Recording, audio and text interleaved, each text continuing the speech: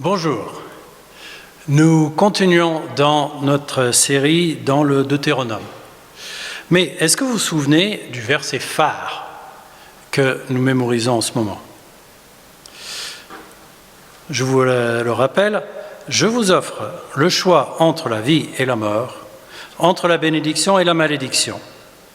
Choisissez donc la vie afin que vous viviez, vous et vos descendants. Deutéronome 30, 19. Si ce verset résume un peu le Deutéronome, c'est que cette idée de choix entre la vie et la mort revient à plusieurs reprises dans le livre. Et notre passage d'aujourd'hui n'est pas une exception. Il s'agit du chapitre 4, les versets 9 à 20. Il est question d'idoles. Regardons donc le passage, c'est Moïse qui parle aux Israélites. Seulement, veille attentivement sur toi-même et garde-toi bien d'oublier les événements dont tu as été témoin. Qu'ils restent gravés dans ta mémoire pour tous les jours de ta vie et informe-en tes fils et tes petits-fils. En particulier, n'oublie pas ce jour où tu t'es tenu devant l'Éternel ton Dieu au mont Horeb, lorsque l'Éternel m'a dit « Assemble ce peuple devant moi et je lui communiquerai mes paroles afin qu'il apprenne à me craindre tous les jours de sa vie sur la terre et qu'il l'enseigne à ses enfants. » À ce moment-là, vous vous êtes approchés du pied de la montagne et vous vous êtes tenus là alors qu'elle était embrasée d'un feu qui montait jusqu'au ciel, cerné de ténèbres et d'épais nuages. L'Éternel vous a parlé du milieu du feu, vous avez entendu ses paroles, mais vous n'avez vu aucune forme. Il n'y avait qu'une voix. Il vous a révélé les clauses de son alliance, ce qu'il vous ordonnait d'observer, à savoir les 10 commandements. Puis il les a écrites sur 2 tablettes de pierre. En même temps, il m'a ordonné de vous enseigner des commandements et des lois que vous devrez appliquer dans le pays où vous vous rendrez pour en prendre possession. Vous prendrez bien garde à vous-même, car vous n'avez vu aucune forme le jour où l'Éternel vous a parlé au mont Horeb du milieu du feu. N'allez pas vous corrompre en vous fabriquant des idoles, des figures ou des représentations quelconques, d'après le modèle d'un homme ou d'une femme, ou le modèle de quelque animal vivant sur la terre, celui d'un oiseau volant dans le ciel, ou celui d'un animal qui se meut à ras de terre, ou encore d'un poisson nageant dans les eaux plus bas que la terre. N'allez pas lever les yeux vers le ciel, regarder le soleil, la lune, les étoiles et tous les astres du ciel, pour vous laisser entraîner à vous prosterner devant eux et à leur rendre un culte. L'Éternel votre Dieu a laissé cela à tous les peuples qui sont sous tous les cieux. Mais vous, l'Éternel est allé vous chercher. Il vous a arraché à cette fournaise de fer qu'était l'Égypte, pour faire de vous son peuple, celui qui appartient comme vous l'êtes à présent. Je trouve la logique de ce passage assez intéressante. Moïse explique que Dieu leur a parlé, mais ils n'ont vu aucune forme. Ils ont seulement entendu la voix de Dieu. Donc, il ne faut pas se fabriquer de formes ou d'idoles à adorer. Alors, pourquoi Dieu n'a pas de forme visible? Bon, peut-être que Dieu le Père aura une forme visible lorsque nous serons au ciel directement auprès de lui, mais pour nous, aujourd'hui, Dieu n'a pas d'apparence physique. Parce qu'il est bien au-delà de toute apparence physique. Il est trop grand et trop glorieux pour être contenu dans une apparence physique. ce serait le réduire que de chercher à lui donner une apparence physique ou visible. Et si nous avions des images de Dieu, notre compréhension de Dieu serait réduite aux simples qualités de ces images-là, au détriment de toutes les autres qualités de Dieu. Une image physique est beaucoup trop limitée pour représenter Dieu. Mais ici, il n'est pas seulement question de ne pas d'essayer de ne pas représenter Dieu physiquement. Il y a une interdiction claire de se fabriquer des idoles et de les adorer. Mais c'est quoi une idole au juste? Voici un temple hindou. Alors est-ce que c'est ça? Des idoles, toutes ces espèces de statues collées sur les toits de ce temple? Oui, mais pas seulement. Et ça, les grandes stars de nos jours, on parle quand même des dieux de la scène. Est-ce que c'est ça, les idoles de notre monde occidental du XXIe siècle? Oui, mais je pense qu'on peut chercher plus loin encore. En Ézéchiel 14, Dieu parle au prophète et dit quelque chose d'intéressant au sujet du peuple d'Israël. Il dit « Ces gens-là portent leurs idoles dans leur cœur. » Ah, ça, c'est intéressant. Les idoles se portent dans le cœur.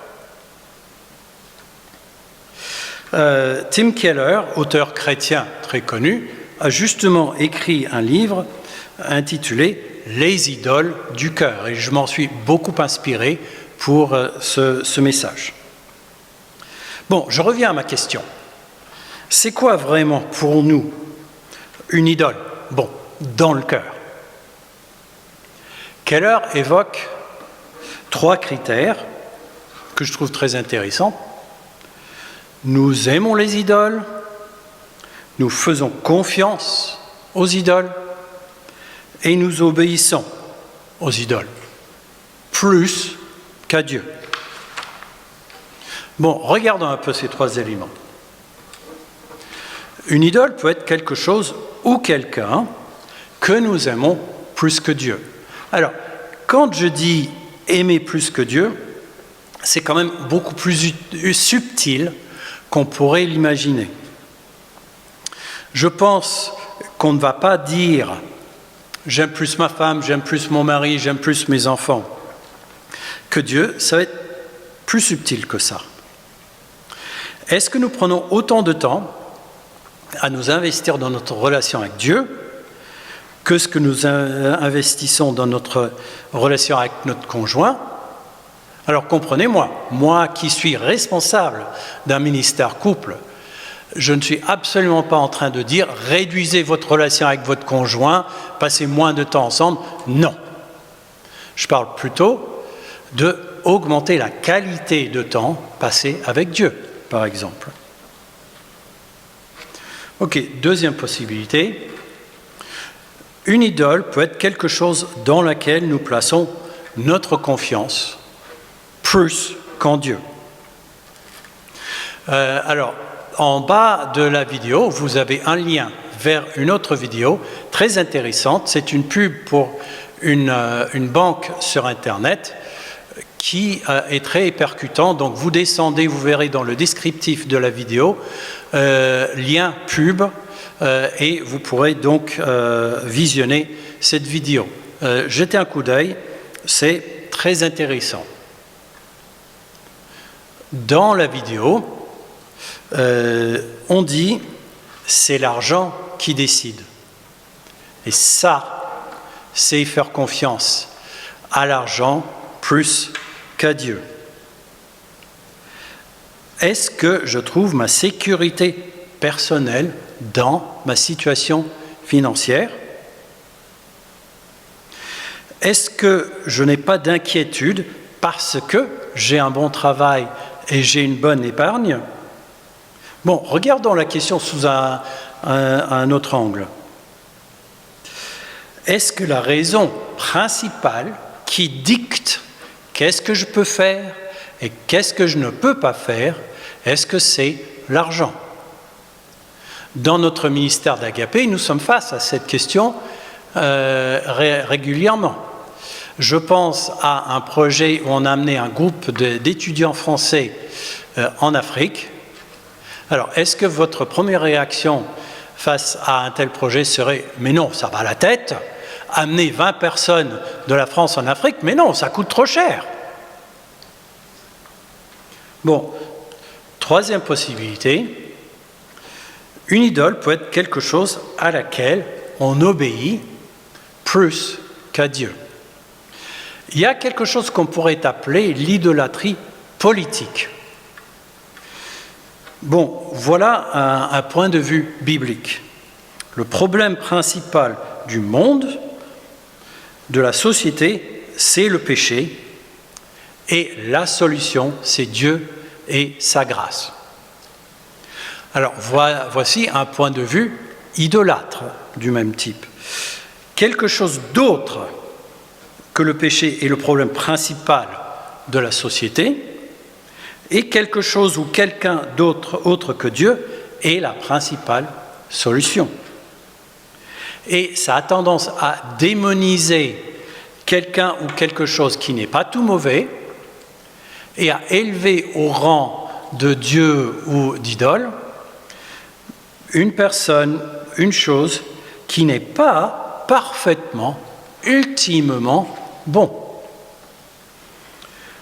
Lorsqu'on identifie une personne ou un groupe comme le grand méchant et le gros problème de la société, comme c'était le cas des Juifs pour les nazis, et que on dit qu'un groupe ou une personne, c'est la solution, le sauveur de la société, comme Hitler et le parti nazi, ça, c'est de l'idolâtrie. Une idéologie, mot d'ailleurs cousin à l'idolâtrie, peut aussi être une idole. Une philosophie ou un système politique est parfois élevé au rang de Dieu. Cela arrive quand on pense qu'une philosophie ou un système a toutes les réponses à tous nos besoins. Mais le problème est que les systèmes de pensée sont inventés par des êtres humains qui sont limités et imparfaits. Le meilleur des systèmes humains, le meilleur et le plus équitable des démocraties ne peut jamais combler tous nos besoins et faire complètement disparaître l'injustice, par exemple. Keller dit « Les idoles sont des choses bonnes et nécessaires qui sont devenues des dieux. » Comme pour beaucoup de domaines dans la vie, les choses mauvaises, malsaines, destructrices sont très fréquemment des choses bonnes qui ont été exagérées. L'apôtre Paul donne un résumé très intéressant de l'idolâtrie.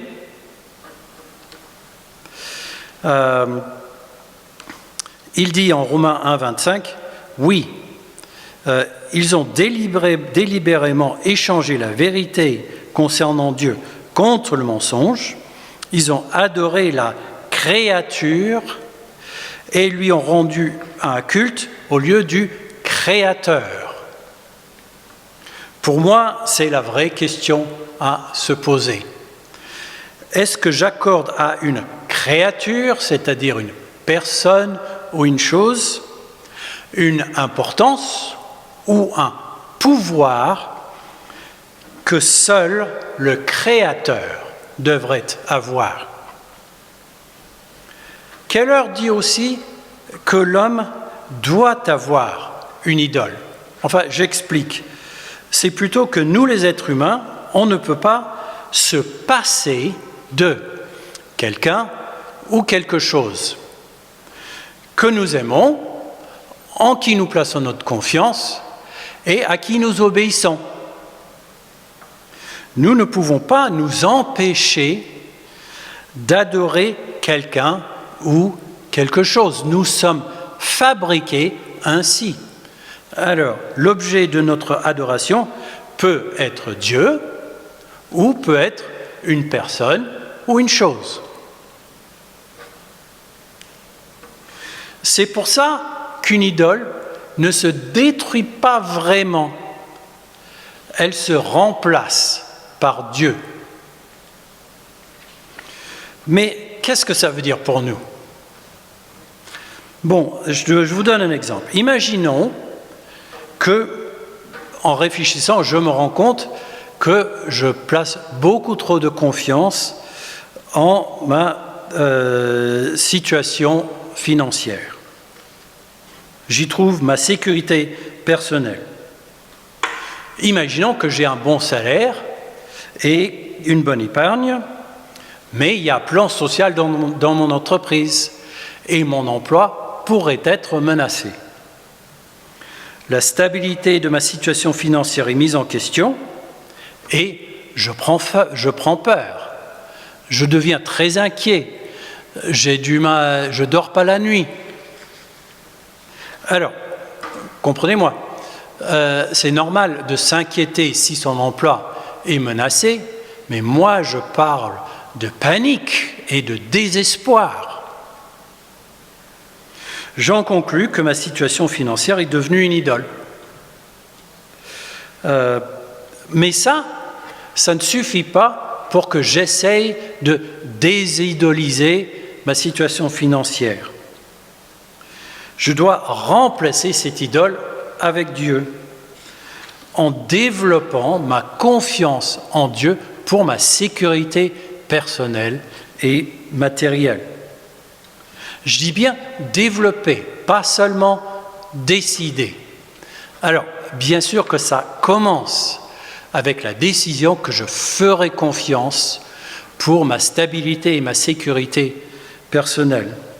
Mais c'est un cheminement avec Dieu, même une croissance avec lui, de pouvoir dire vraiment que je place ma confiance pour ma sécurité en Dieu. Alors, imaginons que tout allait bien. Pas de plan social, pas de problème financier. Est-ce que mon travail, ma situation financière, pourrait toujours être une idole? Peut-être. Une question à se poser. Est-ce que j'estime, plus ou moins, que j'ai un super travail grâce aux super études que j'ai faites? Et est-ce que je me trouve quand même un peu doué dans le domaine où je travaille et que je me dis, c'est grâce à ça que j'ai un super boulot? Je cite à nouveau l'apôtre Paul qui donne une mise en garde contre ça. 1 Corinthiens 4, 7. Car qui te confère une distinction? Qu'as-tu que tu n'as pas été donné? Et puisqu'on t'a tout donné, pourquoi t'en vanter comme si tu ne l'avais pas reçu? Tout ce que nous avons, notre intelligence, nos dons, les domaines où nous sommes très capables, etc., tout ça vient de Dieu. Reconnaître Dieu comme source de toutes ces choses dans notre vie, c'est remplacer cette idole avec le Seigneur. Bon, une dernière chose qui peut être une idole pour nous, le contrôle. Nous voulons tous avoir le contrôle de notre vie, enfin de la plupart des choses qui arrivent dans notre vie. Mais nous avons appris, surtout avec la crise sanitaire, que nous contrôlons bien peu de choses. Jacques aborde cette question dans son épître au chapitre 4, les versets 13 à 15. « Et maintenant, écoutez-moi, vous qui vous dites, aujourd'hui ou demain, nous irons dans telle ville, nous y passerons une année, nous y ferons des affaires et nous gagnerons de l'argent.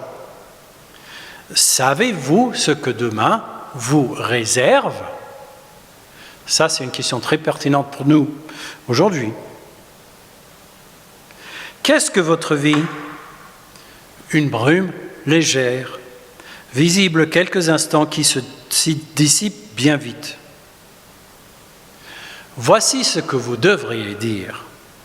Si le Seigneur le veut, nous vivrons et nous ferons ceci ou cela. Je pense que nous avons tous compris que nous ne pouvons plus nous rendre dans telle ville et passer tant de temps avec les personnes que nous voulons. Donc cette idole du contrôle est en train de s'écrouler devant nos yeux. Mais nous avons besoin, quand bien même, de faire cette démarche auprès de Dieu, de lui exprimer notre confiance et de lui dire que finalement, il est la seule solution pour nous. Bon, en résumé, pour reconnaître une idole est quelque chose que nous aimons, une chose en qui nous plaçons notre confiance et une chose à qui nous obéissons. Et pour nous débarrasser d'une idole, elle ne se remplace pas tout à fait, elle ne se détruit pas tout à fait, je veux dire, elle se remplace avec Dieu. Prions.